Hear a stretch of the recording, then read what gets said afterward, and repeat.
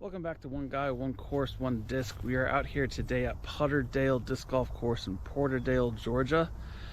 This has been recently redesigned, so if you played here years ago and you really didn't like it, it's different now, so come take a look at it. But if you do lose a disc here, though, there is a drop box. It's at the marquee between holes tee pads 3 and 2. But let's go take a look at the course. Hole 1 is a 173-foot par 3 that goes left to right.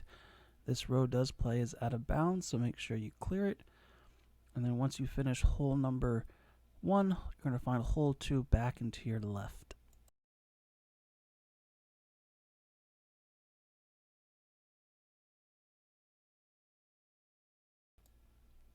Hole 2 is a 283-foot par 3 that goes straight all the way to the basket.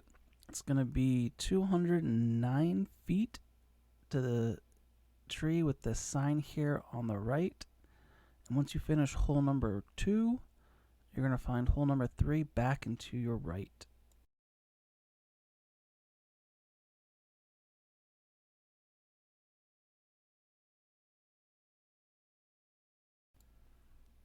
Hole 3 is a 247-foot par 3 that goes right to the left.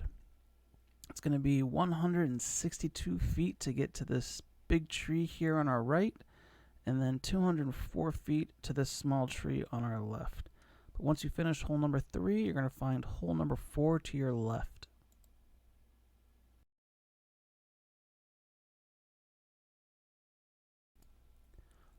Hole 4 is a 242-foot par 3. There is a straight gap, but it's very narrow all the way, so this left gap is probably a much easier option. It's going to be a left to right turning shot the whole way, and you just got to get past these guardian trees. And once you finish hole number 4, you'll find hole 5 straight ahead of you to the right.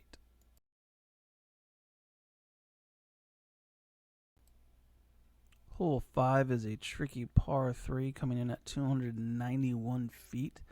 You're going to have to wind your way through the trees. It's going to be 188 feet to get out of the tree line, and then it opens up to the basket. Once you finish hole number 5, you're going to find hole number 6 to your left. The tee pad is actually the concrete walking path.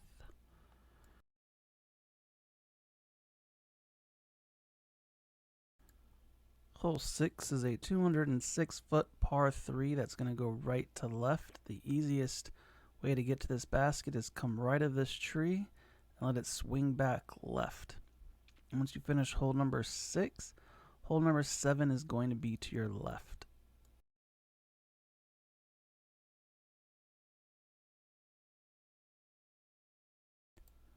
Hole 7 is a 238-foot par 3.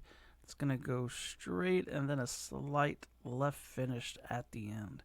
And once you finish hole number 7, you're going to find hole 8 to your left, right next to hole 6's tee pad.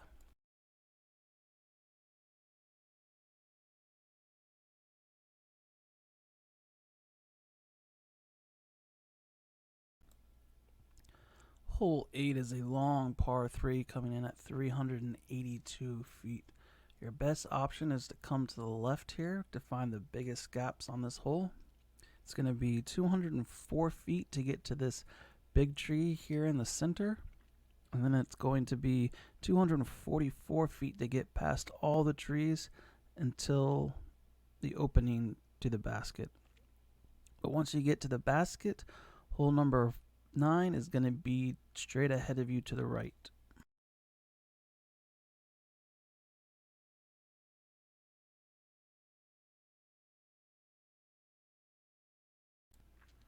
Hole 9 is a 205-foot par 3. It's going to be 115 feet to get to these trees here in the middle, and the basket is behind it, so you do have to get creative on this shot to get close to the basket.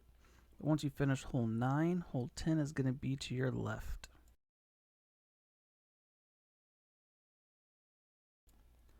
Hole 10 is a 283-foot par 3 that dog legs right. It's going to be 189 feet to get to this tree here in the center of the fairway, which is where you want to start to make your turn. And then it's just another 94 feet to the basket. Once you finish hole number 10, hole 11 is going to be straight ahead of you to the left over the bridge.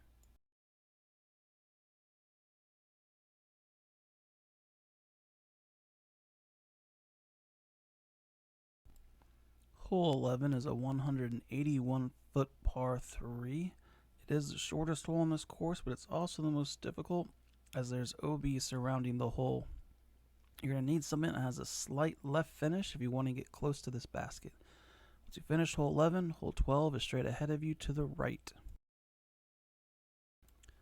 Hole 12 is a 226-foot par 3 that's going to go uphill 10 feet. This is the iconic hole on this course with this picturesque gap right to the basket.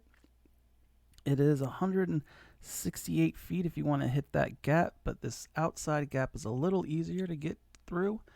And once you finish hole number 12, hole 13 will be straight ahead of you to the left. Hole 13 is a 202-foot par 3. It's going to be 103 feet before you have to start to worry about some trees, but then you're going to have to navigate through some tight gaps. Once you finish hole number 13, hole 14 is going to be to your right.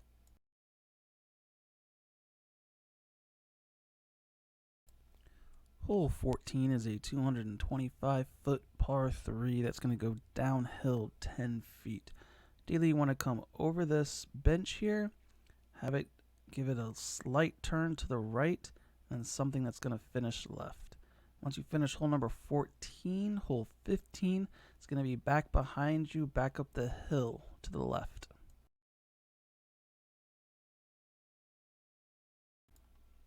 Hole 15 is a 291-foot par 3 that goes downhill 12 feet. There are some straight gaps, but they are tight, so this easiest gap to hit is to this left to right shot that we're going down now. And once you finish hole number 15, hole 16 is going to be to your left.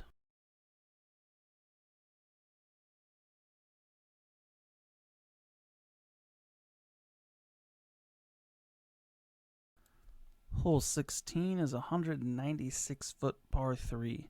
It's 70 feet to get to this tree here, and then it's 126 feet to get to the basket. And once you finish hole number 16, hole 17 is going to be to your right down this pathway.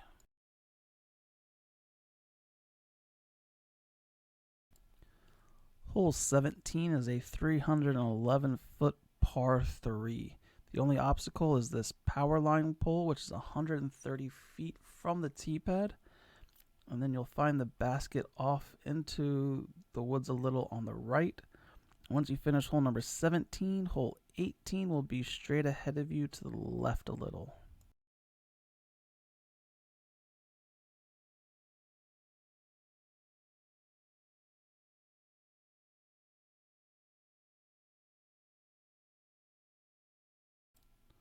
Hole 18 is a 413-foot par 4.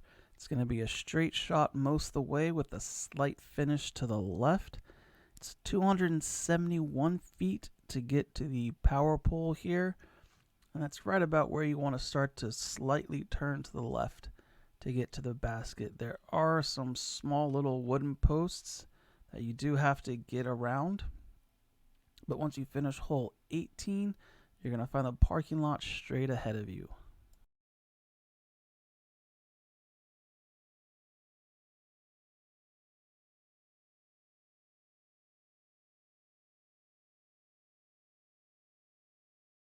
Now that you've seen the course, let's take a look at today's disc. It's going to be the Prodigy A2. This is a 4403, so let's go see how it does here at Putterdale Disc Golf Course.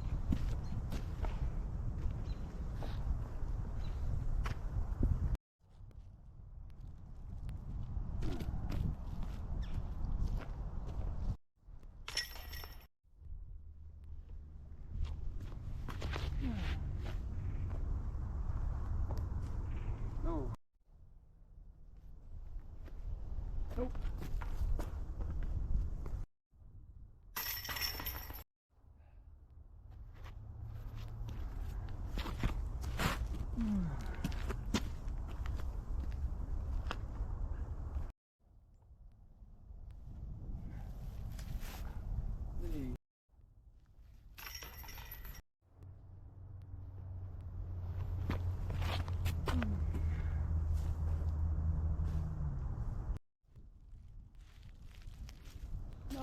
come on. Josh, what?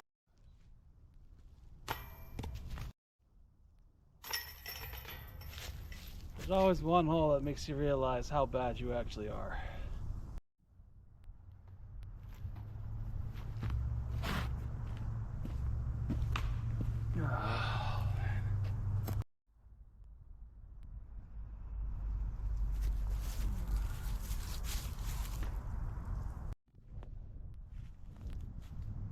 Come on.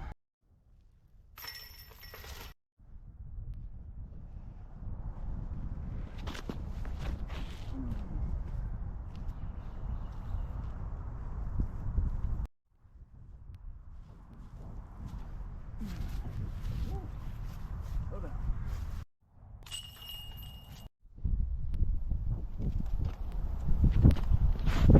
Oh, no.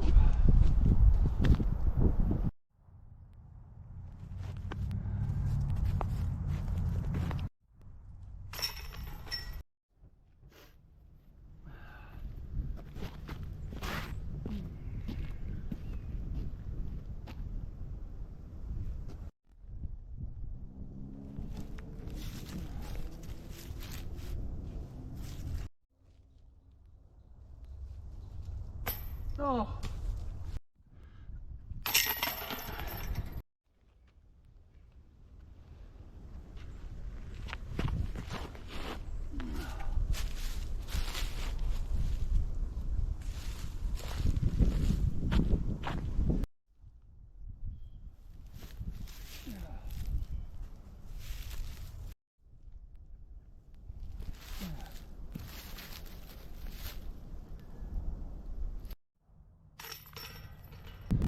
So there you have the A2 at Putterdale here in Porterdale, Georgia. As far as the A2 goes, it's a very overstable approach disc, a lot like the Zone. I'd say really the only difference is just the feel. It's not as domey as the Zone. Not that the Zone is domey, but this is just a lot flatter, which it does allow you to get more pressure on the flight plate if you want to, but you can really trust this thing to hyzer out. If you put it on anhyzer, it'll fight out of it. So it's a good approach disc to have. Not sure how much the cold and the wind affected the flight today, but you can pretty much trust this thing to hyzer out every time. As far as Putterdale goes, I think overall I got a 6.5. The layout isn't all that great. Baskets are outdated. Let's see, what else was there? I forget. Anyways, you'll see in the description why it got what it got, but they are making improvements to it. They did change the layout completely. I want to say about maybe a year ago or so. It used to be a lot worse. It's a lot better now. They're still making improvements. They've added the T-pads. Looks like they're about to add some T-signs soon, so hopefully soon this will be a much better park than it currently is. But I'd still say come check it out, see what you can do here. There are some interesting lines, so you're gonna have to get creative here, but all in all it's a decent course to come out and try. But until next time, off to the next course.